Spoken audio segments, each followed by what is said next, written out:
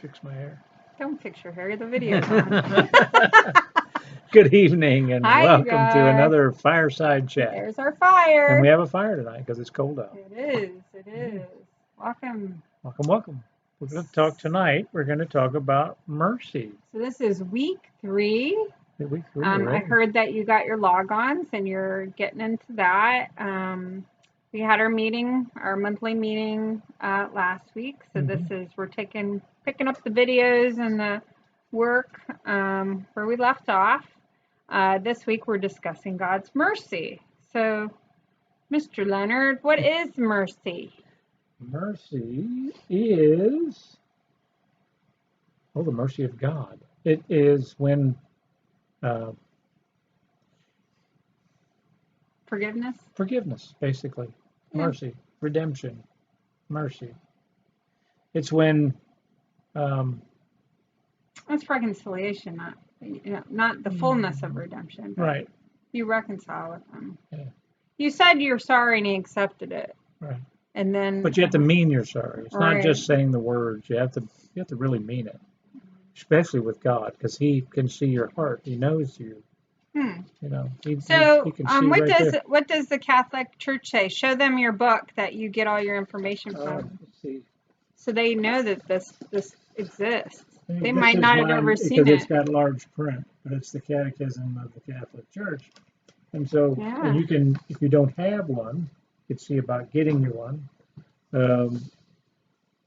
But it has everything. It's all of the church fathers down the ages. Scripture, meditation, the revelation of God is put into 255 dogmas of the Catholic Church. That's a separate thing. It's a separate thing, the dogmas, but you're getting too it's talky. I'm getting too talky, sorry. So anyway, this sort of is an explanation of if we ask a question, hey, what's mercy? Roy goes into his catechism and finds it. And when he looked it up tonight, he noticed that in order for us to get mercy from God, we have to realize we were at fault. Yeah, we have to admit that we've done something wrong in order to, So it's like there's a process here. There's a process, yes. What did we spilled milk and you didn't tell anybody about it and you didn't wipe it up. And so when Mom comes home, she's going, well, who spilled this milk? It's you admitting, I'm sorry, Mom, I overfilled it and I didn't fill it up because I was lazy or whatever. And that's being admitting that, yes, I was wrong and I'm sorry and I'll help you clean it up. And Mom usually will have it already cleaned up and say, well, no, that's okay, but just try and be more careful next time or ask for help. So when we're in life, we need to ask for help because a lot of times we can't do it ourselves. Children, your age and smaller, and even adults need help. So what would tell you that you needed that person's mercy? You needed their forgiveness. Well, it's what tells you that you're at fault? What are the things that indicate, oop, I'm doing something I shouldn't be doing? Well, it's a feeling sometimes. It's they feel bad, or you could say something. What if I go like that? What are you gonna do? Ow. You're gonna say ow. If I go like that, you might go, oh, right? You might cry. I might, or I might not. So that person might get a reaction that is like not good. They're not smiling. Right. You could tell that it's not good. Like if you can tell when you hurt somebody's feelings, either by or they told you a smack. Or you hurt me. Or by our words, because it even says in the Bible that our words are like two-edged sword that it can cut, and it really hurts. Yeah, I carry a 6-foot broadsword around with my tongue, for sure. Well, anyway. Yeah. What else? So you would see it on the person. Right. You could feel it in yourself. You feel bad. Well, God gave us that. It's built into us when He made us that. If we listen to it, we can tell that we did something wrong. So what you have to do is take that a step further and admit that you did something wrong, because it's a verbal So we speak. It's a verbal kingdom. So the things that we speak. So in order to be forgiven, we have to admit it and ask for forgiveness. And then God is merciful, just like your parents or your sibling or whatever. If you were to hurt them and you ask for forgiveness, and they might say no, but then that would be wrong too, I think. Or unless you don't mean it. But, so you might know from how you feel, someone's reaction. You might know it because you get in trouble. Right. So if you find that you got in trouble and you're not really sure why, you probably need to find out why, because you did something you're probably not going to. All of a sudden you got yelled at and put up in your room. You probably did something you weren't supposed to do. Or your game was taken away, or your TV was turned off, or whatever. Something whatever happened. That might be. You got in trouble. So then that's an indication that sometimes you might have been put in timeout. I like timeouts now that I'm old. I'm like, yeah, I need timeout now. It's not a good thing. No. So that can tell you as a person that I probably need God's mercy.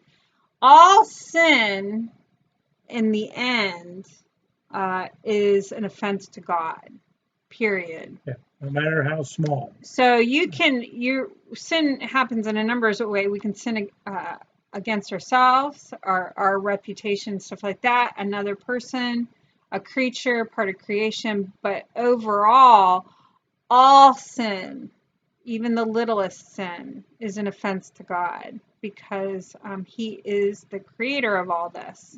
So anything that is evil or bad, right, he is ultimately, if I do something to bad towards my husband, I have sinned against this man. But in addition, because I have sinned in God's creation towards this man, ultimately I'm sinning against God, who is my creator. So not only do I have to fix my issues with Roy and reconcile our relationship, I also have to get mercy from God and ask for his forgiveness. But I need to know first that I did something wrong. And that is called contrite. When you feel sorry. So when you actually feel sorry, and sometimes it takes a long time to feel sorry. Yeah, you don't understand it. I mean, number one, but you didn't realize you hurt somebody, but you could tell by the way that when you see them next time, they treat you a little bit different. Right. Maybe they're a little more. You broke the relationship. You broke the peace. Yeah. So they don't want to be around you. They don't want to play with you anymore because, you hurt my feelings. And so I don't want to play with you anymore. I can play with Johnny or whatever. And, and then, and he doesn't treat me like that. So what should you do? You should say, I'm sorry. I'm sorry. I didn't mean to hurt you. I hit you twice. Yeah, you I'm so sorry. Will you forgive me? Yes, I will. Okay. I'll make sure to mention it to Father in confession that I hit you on camera to give an example to these little guys.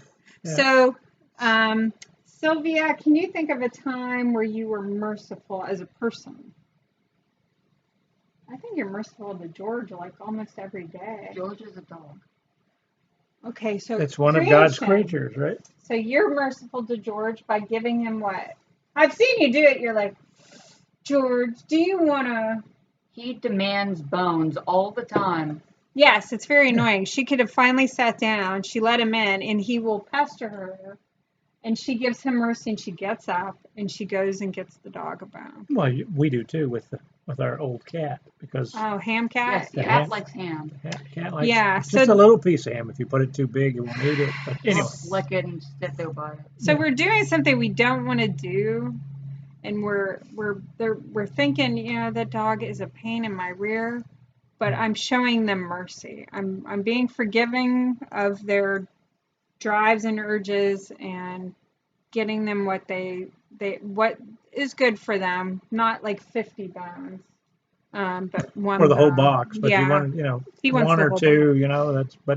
And they would probably eat them all. But then they might be sick afterwards. Yeah. Well, He So would it's- hide half of them, but So anyway. those are ways that you, so this week, your activity for the week is to sit with mom and dad and figure out ways that you can practice mercy. Yeah. So if you practice mercy during times where you don't want to do what you're supposed to be doing, or being forgiven, or being of service, or suffering on behalf of somebody else, or sacrificing, you're getting a little bit of insight into how big God's mercy is for us. Because ours can be pretty small, but His are, but the mercy of God, I mean, it's He Christ on the cross. on the So, cross for us. yeah, see I that mean, up there? Right. That's how much He loved us. Yes, he loved the unlovable.